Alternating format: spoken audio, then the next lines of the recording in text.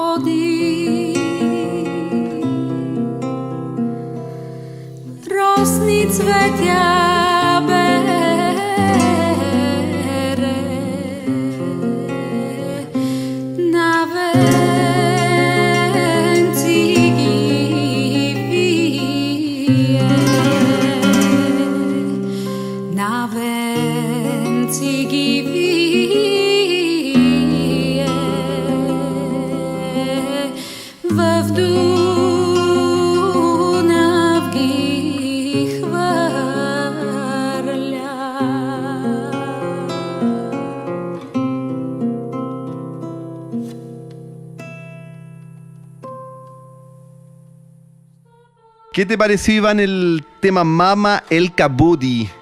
Me pareció muy interesante, pero son ecos de mi tierra. Ahora, Mama El Kabudi significa la mamá está despertando a Elka. Elka es el nombre de una niñita que está durmiendo y la mamá la está despertando. Mama El Kabudi. Bueno, el capítulo 3 tiene que ver ya con el regreso. Entonces, supone que ya pasamos esto. ¿Cómo lo primero del regreso es como la negativa del regreso, no querer volver? Pero en este caso, en tu historia, es difícil como tomarlo porque tú nunca volviste, digamos. O sea, no sabemos qué irá a ocurrir. No, pero la negación de volver está. ¿Tú no quieres volver y todavía está en ese proceso? Sí. Yo subconscientemente estoy atrasando mi vuelta a Bulgaria, porque de hecho la última vez estuve hace 20 años. Tengo que hacer las paces, para tener una armonía, yo tengo que pasar por allá. Y 20 años yo lo estoy postergando. Pero ahora tengo conciencia que lo estoy haciendo y tengo la conciencia de que como para un alpinista o andinista, está claro que su camino imperativamente pasa por la cumbre para lograr cierta paz, para mí la paz pasa por esta cumbre. Yo tengo que volver en algún momento. Pero no sé, o sea, yo sé, intuyo cosas que me están esperando por allá y cosas que tengo que cumplir, pero yo espero que lo haga pronto. Para mí lo anecdótico es que primero me estoy haciendo chileno, simbólica y efectivamente, digamos, literalmente, porque postulé a la nacionalidad chilena recién ahora, después de 30 años, y yo sospecho que me van a dar el pasaporte chileno y voy a viajar a Bulgaria como chileno para reencontrarme con mi vulgaridad.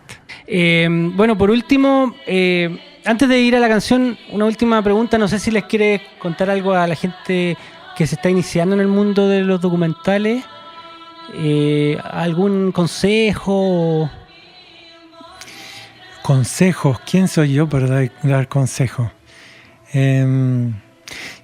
Yo sugeriría que viajaran como de lugar, que no se queden en cosas prefabricadas, en conceptos prefabricados, en valores prefabricados, que no que desconfíen, sino que que comparen las cosas que conocen con otras que no conocen, que se atrevan a mirar detrás del cerco y que se van a enriquecer mucho, se lo aseguro. Y por otro lado, o sea, que cumplan con el viaje del héroe y que se crean también héroes, digamos, en ese sentido. Que no se le vayan los humitos en la cabeza porque eso va a ser un obstáculo para que observen de verdad y sientan qué le pasa al otro. Pues la única manera de que sintamos y que descubramos qué le pasa al otro es desarrollar la capacidad de observación. ¿Cómo vas a observar de verdad a alguien que no te interesa? Si tú estás encerrado en tu propio ombligo permanentemente, ¿qué vas a observar? O sea, tú te tienes que abrir y para eso hay un montón de ejercicios, digamos, pero ejercitar la modestia, trabajando, instruyéndose, abriendo la mente en el fondo, son caminos para eso. Bueno, muy, muy bonito la historia de Iván. Muchas gracias por haber venido. Oye, me gustaría que a ver si el Iván nos puede dejar algún link o algo para que la gente pueda buscar su documental o capítulos o su trabajo de alguna manera, que lo puedan conocer. Bueno, a ver, la serie esa de Vecinos del Volcán se puede encontrar en los archivos online de TVN, o sea, www.tvn.cl, programas, o ahí tipear en búsqueda Vecinos del Volcán y van a aparecer los distintos capítulos. Ahora, yo tengo los links por ahí anotados, digamos, de los 6 capítulos. Que no sé si en el Facebook tal vez del programa que están haciendo lo podrían publicar. Exacto, yo se lo puedo prestar, sí. Excelente. Súper bien. Y me gustaría feedback, digamos, o sea, ¿qué opina? Si alguien que nos escucha en este momento se atreve a ver la serie, me interesan mucho las opiniones. Bueno, súper bien, una invitación entonces para que se comuniquen por nuestro correo, ¿no es cierto? Sí, lasmilcarasradio@gmail.com. Eso, y bueno, también agradecer este espacio GTR. Sí, como siempre nuestro auspiciador oficial es GTR Música, que es nuestro estudio de grabación, y aquí además se hacen clases de música en la Comuna de La Reina, así que agradecidos con GTR Música. Bueno, y por último, ¿con qué canción vamos a cerrar? Mira, vamos a cerrar con una música espectacular de un músico que se llama Rumen Sirakov. Itimansko Joró. Itimansko Joró. ¿Qué quiere decir qué? Un baile Joró, un baile nacional de Istimán, del lugar. Ah, del lugar, ¿no? De un lugar que se llama Istimán. Yo quiero confesar que con ese tema, para un cumpleaños, hice una competencia de quién toma cerveza más rápido y es un tema perfecto para eso. Así que lo pueden grabar y ponerlo en sus fiestas. Bueno, nos vemos la otra semana. Un abrazo a todos. Muchas gracias. Hasta luego. Chao, chao.